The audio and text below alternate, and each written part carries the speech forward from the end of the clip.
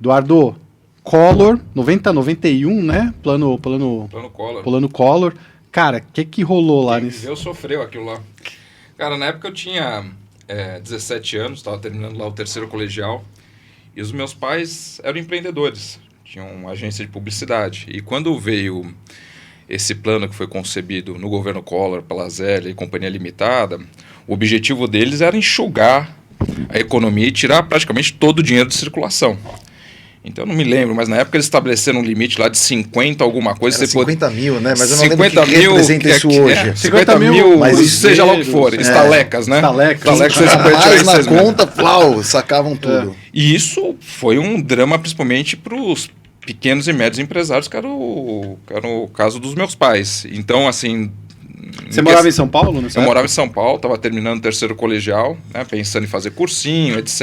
Assim, tinha uma vida de classe média ok, mas depois desse evento, meus pais perderam a empresa e aí eu tive que me virar. Então aprendi desde esse momento que para fazer alguma coisa na vida, ou para ser alguma coisa na vida, eu tinha que depender de mim. E aí comecei a trabalhar.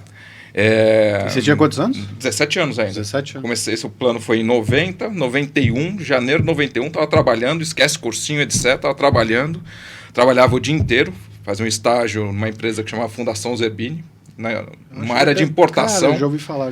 Inclusive, o primeiro ressonância magnética importado no Brasil, que foi para o HC, Incor, foi importado pela Fundação Zerbini. Eu usei. Olha o microfone aqui, ó. E... coloca ele mais assim, que aí fica boa. E então foi uma experiência super bacana, mas era a relação total, era trabalhando o dia inteiro, à noite mas fazendo você teve que fazer entrevista e tudo mais, ou foi de boa? Não, assim? fazer entrevista, mas no começo não ganhava dinheiro, né? Assim, eu trabalhei durante 6 meses só pela disposição de estar lá. E aí... Não, e a galera hoje, né, você vai ver, putz, como assim? Não começa ganhando 5, 10 mil reais, né? A galera de hoje já assim, antigamente você pagava praticamente para aprender, né? Perfeito. E aí, assim, eu lembro que a primeira grana que eu juntei, depois, sei lá, de 12 meses trabalhando que nem um maluco, foi uma grana suficiente para comprar uma moto.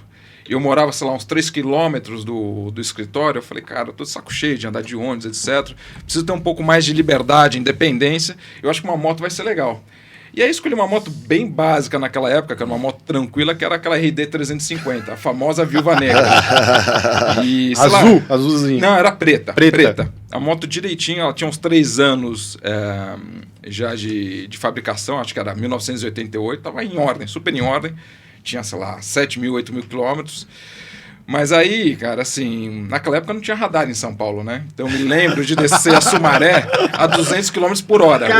Hoje você não pode passar dos 50 na Sumaré. Naquela época, não era que nem Phoenix, mas é meio que um bang-bang, né? Cara, e aí meu pai olhou para aquilo e falou assim, cara, esse menino... Vai dar ruim. Vai dar ruim. E aí ele falou assim, Edu, cara... Vende essa moto, eu faço um sacrifício aqui do meu lado, vendo o meu carro. E seu pai quebrado já? Meu pai quebrado, ele tava com um carro meio velho, falando, mas eu vendo o meu carro, eu fico com um carro pior e te ajudo a comprar um carro usado também. E aí, no final das contas... Mas você chegou a cair? Eu caí. Eu caí. Todo mundo que aprende moto, você diz que você começou a aprender quando você tem uma lição da vida. Teve 2 episódios que foram bem determinantes para realmente tomar a decisão de sair da moto naquela época e ir pro carro. Primeiro foi, eu lembro que eu estava circulando numa via, tava devagar, numa via mão única, assim... E aí, de repente, uma senhora resolveu virar na minha frente numa conversão. E aí, a única coisa que deu pra fazer foi frear a moto e jogar a moto na porta dela. Caramba!